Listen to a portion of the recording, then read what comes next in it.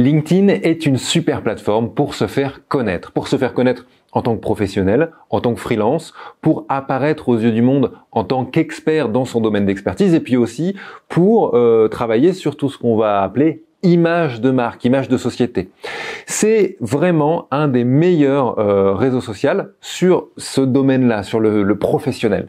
Malheureusement, c'est déjà un réseau social où il y a beaucoup de gens, beaucoup de sociétés, beaucoup de personnes qui sont déjà en place et c'est difficile sur un réseau social déjà mature, eh bien d'arriver dessus, de se lancer et puis de pouvoir apparaître un peu aux yeux du monde. Chez Live Mentor, on est très nombreux à utiliser LinkedIn. C'est un réseau qu'on aime beaucoup, c'est un réseau qu'on utilise beaucoup. Et puis, comme toutes les personnes qui utilisent beaucoup quelque chose, eh bien, plein de fois, on s'est planté. On a testé des choses qui marchaient, on a testé des choses qui marchaient pas. Mais du coup, on a appris avec le temps à se servir de ce réseau. Et autant vous le dire, c'est un réseau qui marche très bien pour ce qui est du professionnel. Et aujourd'hui, on vous propose dans cette vidéo de découvrir 10 secrets pour réussir sur LinkedIn.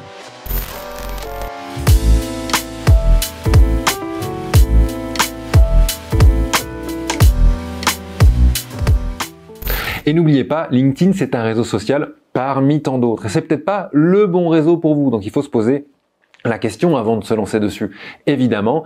Et si vous avez besoin un peu d'aide pour savoir si ce réseau vous correspond ou pas, eh bien n'hésitez pas à passer par le lien en description pour prendre rendez-vous avec un des mentors de chez Live Mentor pendant 20 minutes dans un entretien gratuit pour voir si eh bien le réseau qui vous correspond, qui correspond à votre projet, est-ce que c'est plutôt LinkedIn, est-ce que c'est plutôt YouTube, est-ce que c'est plutôt Instagram ou autre chose. Voilà, n'hésitez pas, si vous êtes un peu perdu face à ce choix-là, à passer par le lien en description et à discuter avec un de nos experts.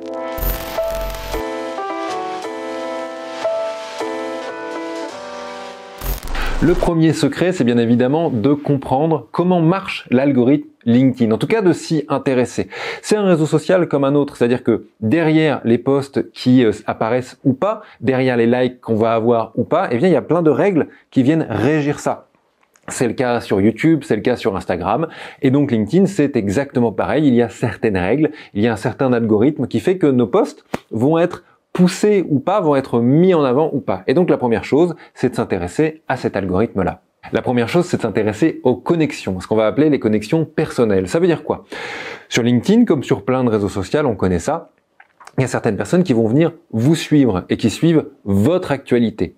Et évidemment, si ces gens-là like par exemple ou s'intéressent à ce que vous avez publié, eh bien l'information, ce que vous avez publié va être plus ou moins transféré à leurs amis. C'est-à-dire que parce qu'ils ont liké, la publication va être poussée aux personnes que eux connaissent et que vous ne connaissez pas forcément. Du coup, c'est très important sur LinkedIn de publier des choses qui sont intéressantes pour votre cercle d'amis. Il ne faut pas forcément penser au global, il ne faut pas forcément penser au général, mais il faut penser à l'idée de se dire d'accord, mon compte LinkedIn, je l'ai développé avec tel type de personnes qui me suivent, eh bien qu'est-ce que je publie pour plaire à ces gens-là? Donc il faut penser d'abord, quand vous publiez, à votre premier cercle de connexion sur LinkedIn.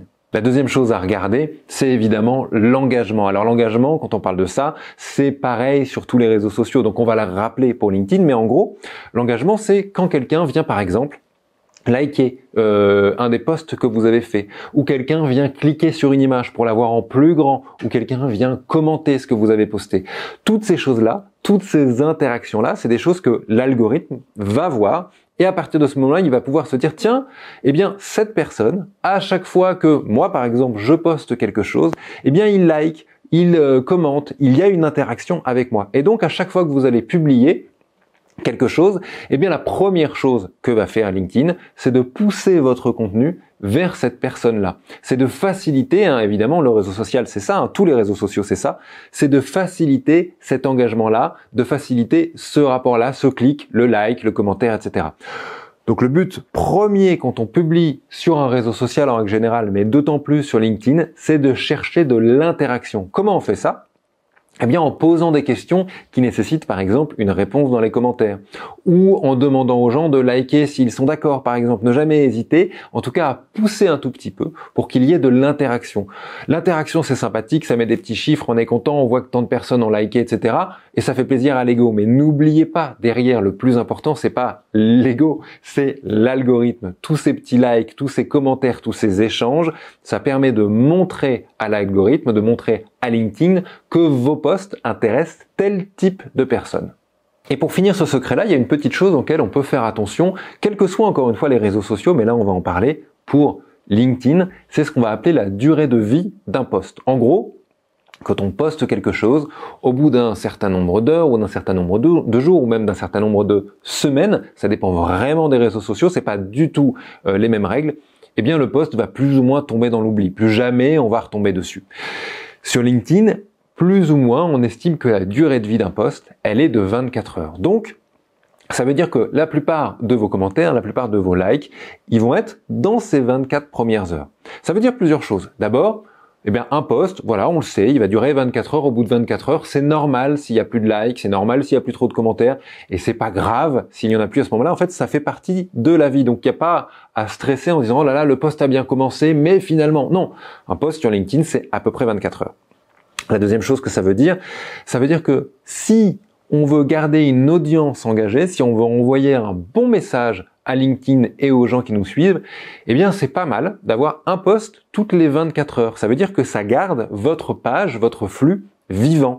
Pour la plupart des gens, vu qu'un post dure à peu près 24 heures en durée de vie, eh bien si vous publiez plus ou moins tous les jours, ça veut dire que quelqu'un qui va vous liker, qui va s'engager un peu par rapport à vous, eh bien pratiquement tous les jours, il va voir une news de vous passer, et donc évidemment ça crée encore de l'engagement, et puis ça déclenche peu à peu ce qu'on pourrait appeler un effet boule de neige. Mais donc voilà, c'est important d'avoir en tête que sur LinkedIn, la durée de vie d'un post, c'est plus ou moins 24 heures. Et évidemment, pour des posts qui explosent, pour des trucs qui font le buzz, ça peut être de plusieurs jours, voire même, mais grande exception de plusieurs semaines, mais c'est vraiment exceptionnel, c'est pas quelque chose qu'il faut viser. Il faut juste avoir en tête cette durée de vie de 24 heures.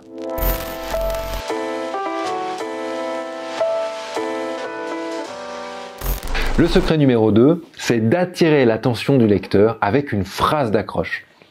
Et quand on dit ça, vous allez voir que c'est intéressant à plus d'un titre. D'abord, évidemment, comme beaucoup de réseaux sociaux, on parle de flux, on est en train de défiler un flux d'informations avec des photos, avec des images, avec des posts. Et pour que la personne s'arrête sur votre post à vous, alors évidemment, il faut un post qui crée un minimum d'intérêt. Et souvent, ce qu'on lit quand on lit des textes, quand on voit des textes passer, c'est la première phrase. Donc la première phrase, pour ça, elle a énormément d'importance. Mais vous allez voir que c'est pas la seule chose à prendre en compte. Quand on parlait tout à l'heure d'engagement, on parlait de likes, on parlait de commentaires. Et ce serait faux de croire que les likes, les commentaires ou d'autres types d'engagement ont la même valeur pour les algorithmes. Si on parle par exemple d'Instagram, parce que ça illustre assez bien ce propos, si je like un post, c'est très bien, ça crée de l'engagement supplémentaire, ça donne de la valeur au post et ça donne de la valeur à mon lien par rapport à la personne qui a publié ce post-là. Mais si je crée un commentaire, si je commente un post, eh bien pour Instagram, c'est d'autant plus important, ça donne d'autant plus de valeur à ce post-là. Donc ils vont plus avoir tendance à mettre en avant ce post. Donc c'est important de bien comprendre que toutes les interactions n'ont pas la même valeur. Chez LinkedIn, c'est exactement la même chose. Un j'aime, ça a une certaine valeur, mais l'une des choses qui a le plus de valeur sur LinkedIn, c'est de cliquer sur voir plus, c'est-à-dire de dérouler l'entièreté d'un texte. Ça, c'est l'une des choses qu'il faut garder en tête sur LinkedIn. Alors ça veut dire quoi? Ça veut dire que oui, on peut sur LinkedIn faire des posts longs, mais que si on fait des posts longs, on fait bien attention à ce qu'il y ait une phrase d'accroche. La phrase d'accroche, ça peut être un positionnement personnel très fort, ça peut être une blague, ça peut être une sorte de titre qui accroche vraiment parce que le positionnement est original, parce qu'il est un peu à contre-courant, peu importe, il peut y avoir plein de manières de créer une accroche, et évidemment, il faut que cette accroche-là, elle vous corresponde. Mais gardez bien en tête que si vous donnez envie à la personne de cliquer sur voir plus, d'ouvrir en entier votre article, alors vous gagnez énormément de points par rapport à l'algorithme. Maintenant, sachant cela, il pourrait y avoir un piège dans lequel on pourrait être tenté de tomber. Si on sait qu'un titre, qu'une phrase d'accroche donne envie d'aller cliquer, d'aller plus loin, soit dans le voir plus sur un texte, soit juste d'aller cliquer sur un article, on pourrait être tenté de faire des titres d'articles, on va dire, un peu attrape-nigo. C'est-à-dire qu'on va vendre quelque chose, un positionnement ou une nouvelle qui n'est pas vraiment dans le texte. Ça peut avoir une grosse problématique. Évidemment, à court terme, on peut se dire, c'est génial, les gens vont cliquer sur voir plus. On peut un peu mentir dans le texte d'accroche, les gens vont cliquer et ça va être très bien. Sauf que si les gens cliquent et que derrière il n'y a pas l'information qui est recherchée, eh bien, qu'est-ce qu'ils vont faire? Ils risquent d'aller chercher dans les 3 petits points au-dessus du post et de dire je ne veux plus voir de post de cette personne. Parce qu'au bout de 1 ou 2 posts où on se rend compte qu'en fait voilà, la personne survend ses posts et que du coup c'est pas intéressant et que c'est même quelque chose qu'on peut trouver à la limite de l'éthique, eh ben on a tendance à enlever tout simplement cette personne de son flux. Donc à court terme, ça peut être intéressant, enfin ça pourrait donner l'image en tout cas de quelque chose d'intéressant. Mais à long terme, absolument pas, c'est vraiment quelque chose à éviter. Donc, essayez de trouver des titres, des premières phrases qui sont intéressants, qui créent une petite accroche, mais n'allez pas dans le mensonge, n'allez pas dans la survente. Je vous jure que c'est très très très contre-productif, surtout, sortez-vous ça de la tête.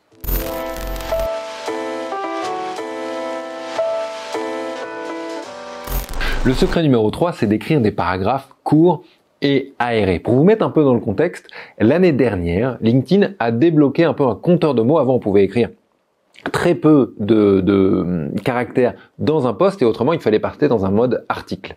Maintenant, c'est plus le cas. On peut toujours écrire des articles, ça permet une édition qui est particulière, mais dans un post même classique, on peut aller jusqu'à 3000 caractères. Et 3000 caractères, c'est énorme en vérité. C'est vraiment des énormes articles. C'est des gros pavés. Alors, ça peut être intéressant, pourquoi pas, de faire des gros pavés. Nous, chez Live Mentor, on est plutôt à vous proposer de faire même un article qui serait plutôt court. Mais quand bien même, quelle que soit la longueur de l'article au total, que ce soit un article court ou que ce soit un article long, la longueur des paragraphes est très très importante. Parce que de toute façon, quand on lit un article, on lit de paragraphe en paragraphe. Et quelles que soient les nouvelles limitations de LinkedIn, les longs paragraphes, les longs articles ne font pas partie de la consommation classique qu'on peut avoir sur des réseaux sociaux. Sur des réseaux sociaux, on est de plus en plus habitué. C'est-à-dire que là, si vous regardez cette vidéo, si vous la regardez dans 1 an ou dans 2 ans par rapport à quand on la tourne, ce sera encore pire. Parce que c'est de toute façon la direction dans laquelle on va.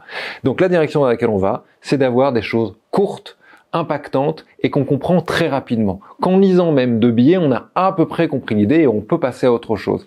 C'est comme ça, c'est la consommation sur Internet, c'est la consommation sur les réseaux sociaux et donc il faut bien l'avoir en tête. Ça veut dire que, quelle que soit la longueur de ce qu'on publie, on garde des phrases les plus courtes possibles, des phrases les plus compréhensibles. On va pas dans des phrases alambiquées, des phrases un peu paragraphes, on oublie ça. On fait des paragraphes courts. Et il faut bien garder en tête qu'est-ce qui est compris quand on est en train de lire ça? Est-ce qu'on comprend rapidement de quoi je parle? Alors, vous allez voir qu'il y a quelques techniques pour avoir ça en tête, pour garder ça en tête. Évidemment, la première chose, on lit le texte à haute voix. Ça, c'est une des choses qu'il faut toujours faire avant de publier. Alors, pourquoi lire à voix haute? Tout bêtement parce que si on le lit à voix haute, alors on va se rendre compte de est-ce qu'on est dans un phrasé qui est plutôt écrit ou est-ce qu'on est dans un phrasé qui est plutôt oral. Quand on essaye de faire du court, quand on essaye de faire de l'impactant, on cherche plutôt à être dans un phrasé à l'oral. Donc le lire à haute voix, évidemment, on va se rendre compte assez facilement de dans quel type de phrasé on est. Donc si on est dans un phrasé écrit un peu long, on le raccourcit. On coupe les phrases en 2. On essaye d'avoir même des retours à la ligne, entre les paragraphes. On essaye vraiment d'aérer au maximum, de rendre tout ça le plus lisible possible. On n'écrit pas en forme passive, par exemple. On reste dans l'action et on reste dans le présent. On reste de la même manière que si on discutait en réel, sauf qu'on l'a écrit, c'est tout. Mais on doit être dans quelque chose de simple et de compréhensible.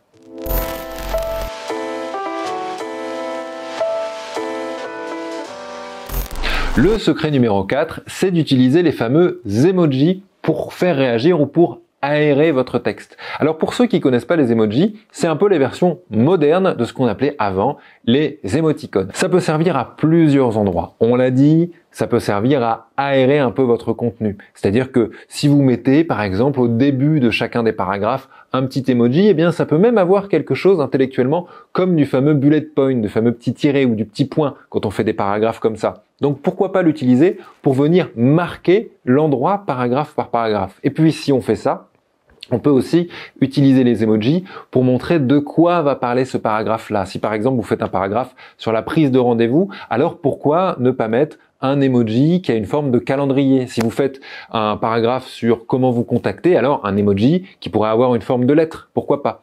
Essayez d'être créatif avec cette idée d'emoji, mais il y a vraiment plein de choses à faire et puis ça rend tout le texte un peu plus fun, un peu plus léger, donc n'hésitez pas, ça donne un ton à votre écriture.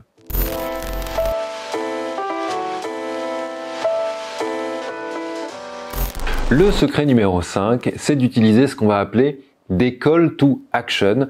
Et si on doit le traduire en français, ce serait des appels à l'action. Alors un call to action ou un appel à l'action, qu'est-ce que c'est?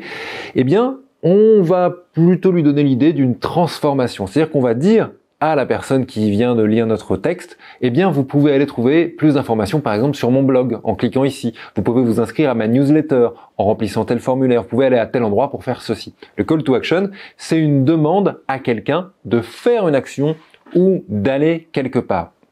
Pourquoi on dit que c'est intéressant d'avoir un bon call to action?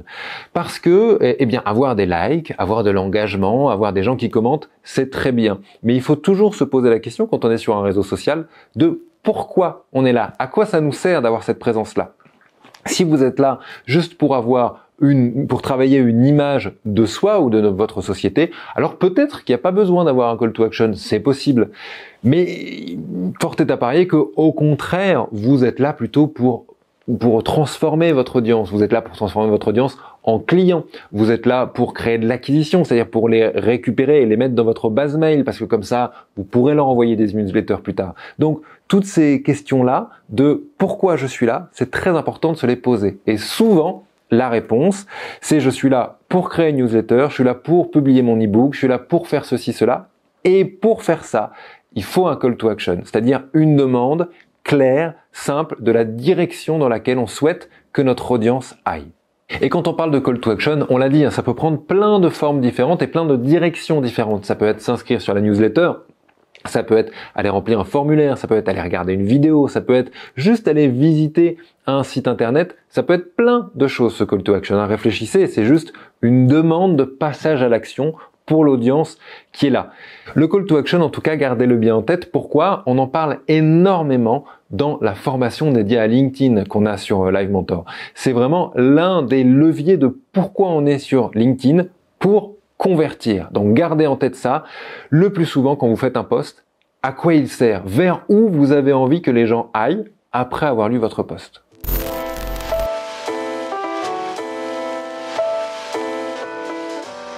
Le secret numéro 6, c'est de ne pas oublier par moment, pourquoi pas, à taguer les personnes. C'est pas quelque chose qu'on fait souvent sur LinkedIn. Taguer les gens, ça vient plutôt dans notre esprit de post Instagram. On met une photo et puis on voit telle autre personne sur la photo, on tague la personne. Et voilà, ça permet de faire un peu remonter cette photo-là, ce post, vers la personne qui a été taguée. Sur LinkedIn, ça marche à peu près de la même manière. On peut taguer des personnes, on peut taguer aussi des sociétés dans les textes qu'on est en train de faire. Mais attention, il y a eu un moment où on a vu arriver sur LinkedIn une espèce de mode où il fallait taguer le maximum de gens possible dans un post, parce que ça le faisait remonter auprès de plein de personnes et on s'attendait à ce que du coup ça fasse exploser les posts. Évidemment, c'est quelque chose que les gens vont trouver assez rapidement. D'abord, pas éthique, parce que au bout d'un moment, non, s'il y a un post où il y a 30 personnes et 30 personnes qui ont à peine à voir avec le post, ça va plutôt les embêter. Et puis si on le fait trop souvent, au bout d'un moment, ça peut être embêtant aussi pour la personne de toujours être tagué dans les posts de telle autre personne, etc. Donc, le tag, oui, vous pouvez taguer une personne ou une société si vous parlez vraiment de cette personne, de ce qu'elle a fait, de ce qu'a fait cette société, de comment elle s'est développée, etc. C'est quelque chose à utiliser, mais c'est quelque chose à utiliser à bon escient et de manière régulière, pourquoi pas, mais de manière réfléchi. Donc voilà, le tag, ça permet de faire remonter un post, mais ça peut aussi le tuer ou tuer votre référencement de page si vous l'utilisez trop. Pour vous donner un exemple de comment ça peut un peu tuer vos posts et votre référencement, votre engagement dans le fameux algorithme dont on parlait tout à l'heure, c'est que si vous taguez quelqu'un sur un post et que LinkedIn voit que cette personne-là a vu le post, mais n'a pas du tout interagi avec, c'est-à-dire qu'elle n'a pas cliqué sur voir plus, elle n'a pas commenté, elle n'a pas même pas liké, alors elle va enlever la moitié de votre référencement auprès de cette personne-là, de votre engagement. Ça veut dire qu'il y a moitié moins de chances pour que après, quand vous publiez un article, quand vous publiez un post, eh bien, il y a moitié moins de chances que cette personne le voit. Donc vous comprenez bien que le tag, ça peut être très intéressant, mais qu'il ne faut pas l'utiliser n'importe comment parce que ça peut vraiment venir tuer vos posts et venir tuer votre référencement.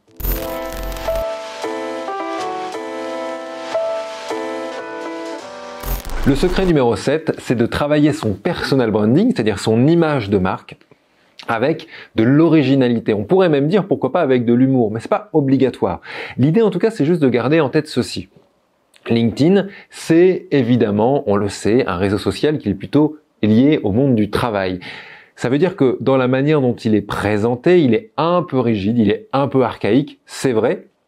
Et on peut avoir tendance, quand on est en train de faire défiler son flux sur LinkedIn, de voir toujours les mêmes types de posts, toujours des choses un peu rigides, toujours les mêmes types d'articles. Et ça fait beaucoup de bien quand dans ce flux-là, on tombe sur des choses un peu plus légères. Peut-être qui sont des positionnements forts, peut-être que c'est des choses qui sont importantes, mais qui sont faits avec un certain axe. Quand je vois des choses justement sur LinkedIn qui sont sérieuses mais qui sont faites avec humour, avec de la personnalité, avec de l'originalité, eh bien tout de suite je regarde qui l'a fait et je suis toujours content après de recroiser un post de cette personne-là. Je me dis ça m'étonne pas, ça m'a fait rire, mais c'est telle personne. Ou c'était un peu sarcastique, mais ça m'étonne pas, telle personne fait des posts sarcastiques. Et du coup ça pousse les gens à se dire tiens, cette personne-là elle est intéressante, donc je vais liker, donc je vais commenter, donc je vais pouvoir dire tiens, la dernière fois tu avais publié sur ça, mais cette fois-là c'est encore plus drôle. Le fait d'avoir de la personnalité sur un réseau social, quel qu'il soit, évidemment ça va créer du lien avec l'audience. Et donc qui plus est, sur un réseau comme LinkedIn qui est un peu boulot, un peu rigide, un peu lourd, eh bien dès qu'on voit passer de l'originalité ou de la légèreté ou de l'humour, évidemment, ça crée de l'envie. Et donc ça, c'est toujours positif quand les gens ont envie de vous lire et de vous rencontrer par ce réseau.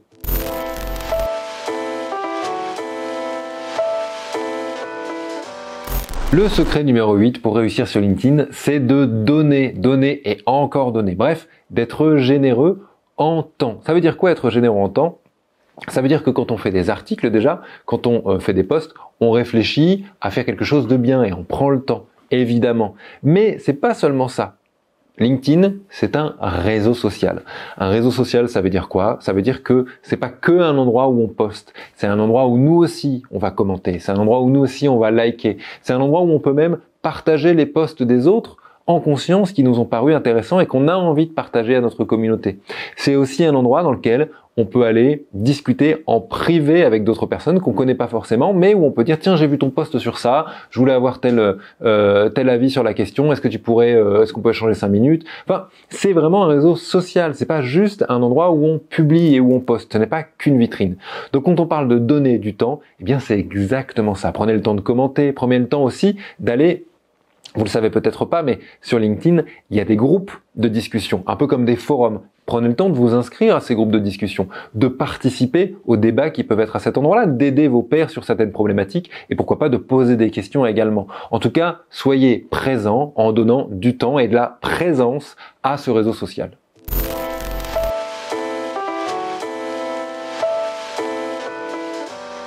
Le secret numéro 9, c'est d'être consistant. On le dit de tous les réseaux sociaux, en gros, évidemment, il faut avoir plus ou moins un rythme de publication et surtout, il faut avoir une vision à long terme. Pour réussir sur un réseau social, quel qu'il soit, que ce soit LinkedIn, YouTube, qui est pas vraiment un réseau social, je vous l'accorde, mais on pourrait imaginer que ça en est un là, pour l'exemple, Instagram aussi également, TikTok, d'autres réseaux, quel que ce soit, il y a toujours une question d'une vision à long terme. Rome ne s'est pas faite en un jour et pour les profils intéressants, c'est exactement la même chose. Il faut plaire à une audience, il faut plaire à l'algorithme et tout ça, ça prend du temps.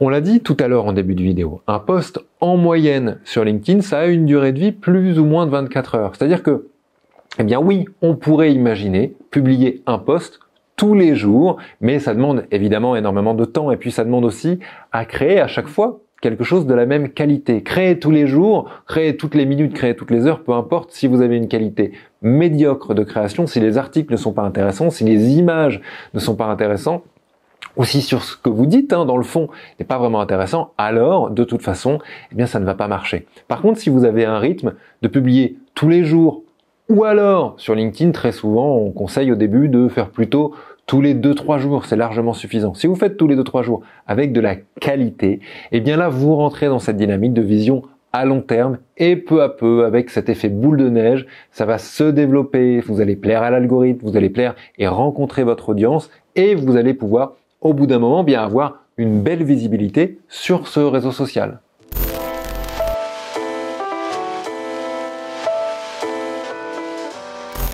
Le secret numéro 10, c'est de suivre la tendance. Alors avant de rentrer un peu plus dans ce secret numéro 10, ne partez pas à la fin du secret numéro 10, il y a un secret bonus après celui-là. Mais en tout cas, le secret numéro 10, c'est de suivre la tendance. Mais c'est un secret à double tranchant. Pourquoi?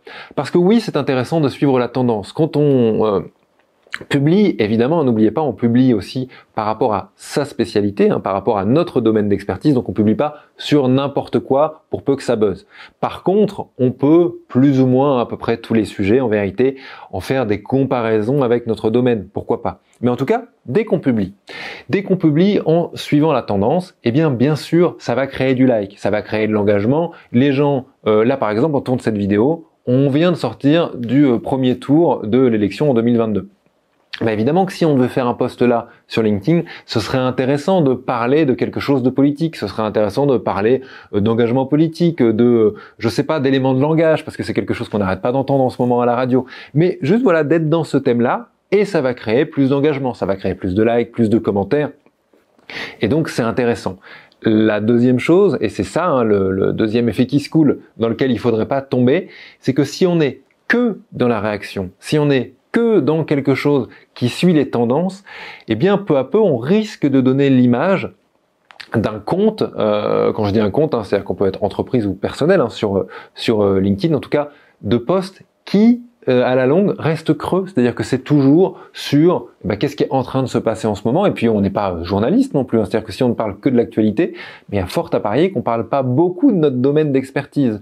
Donc c'est intéressant de temps en temps d'aller à la pêche au like un peu facile avec quelque chose d'actualité, avec quelque chose qui a rapport aussi avec notre domaine. Mais si on fait ça tout le temps, si on ne fait que de parler de l'actualité, que de surfer sur les tendances, eh bien on risque de passer pour quelqu'un d'un peu creux, pour quelqu'un qui n'a pas grand chose à dire sur ces sujets-là. Donc à utiliser, oui, mais avec parcimonie. Et avant de passer à ce dernier secret bonus, un tout petit rappel, parce qu'on l'a déjà dit dans d'autres vidéos sur LinkedIn, évidemment se lancer dans LinkedIn, ça peut être un peu particulier, surtout si on n'est pas habitué aux réseaux sociaux. Alors n'hésitez pas, il y a une formation qui est entièrement gratuite chez Live Mentor et qui permet justement de se mettre un peu le pied à l'étrier, de comprendre comment ça marche, de comprendre comment on se lance sur ce réseau social. On vous met le lien en description, n'hésitez pas, c'est entièrement gratuit et ça permet de comprendre un peu dans quelle direction il faut aller au départ.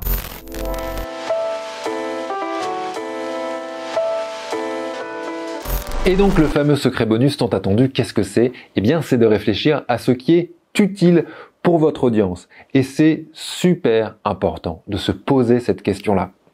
Oui, les likes, c'est important, les commentaires, c'est important, faire des choses avec humour, pourquoi pas, faire des choses originales, pourquoi pas, mais le plus important, c'est est-ce que moi, quand je vois passer ce post de vous, sachant que nous sommes sans doute, parce qu'on est sur LinkedIn, dans le même, peut-être pas le même travail, mais on est sans doute dans le même secteur, est-ce que ce que vous publiez à ce moment-là est intéressant pour moi? Est-ce que ça crée de l'intérêt? Est-ce que ça va me servir? Et donc, ça, c'est super important de se poser la question. C'est pas obligé que ce soit le cas pour tous les posts, évidemment. Mais plus vous en avez qui aident vraiment l'autre, qui viennent vraiment soutenir l'autre, en un mot, qui sont généreux, eh bien plus vous allez avoir très facilement des commentaires, très facilement des likes et très facilement aussi une bonne image par rapport à votre public. Parce que on va pas juste se dire cette personne-là, elle fait du like pour du like, elle fait des commentaires ou des posts sympas, mais bon, c'est jamais intéressant. On va juste se dire que ok, cette personne-là en face de moi, elle participe vraiment au débat, elle participe vraiment à amener quelque chose d'intéressant. Et quand je lis un de ces posts, je repars avec quelque chose en plus, un savoir-faire qui est peut-être nouveau, un positionnement intellectuel qui a peut-être un peu évolué.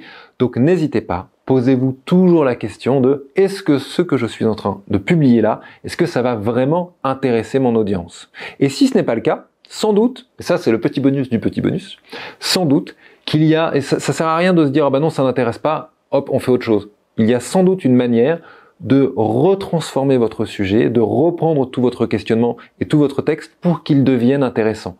Sans doute que si vous avez eu envie de travailler ou de publier sur ce sujet-là, alors il est intéressant, mais c'est juste l'axe qui n'est pas le bon. Donc prenez le temps, c'est pas grave. Prenez le temps de changer l'axe et vous verrez, vous allez réussir à faire quelque chose d'intéressant pour votre audience.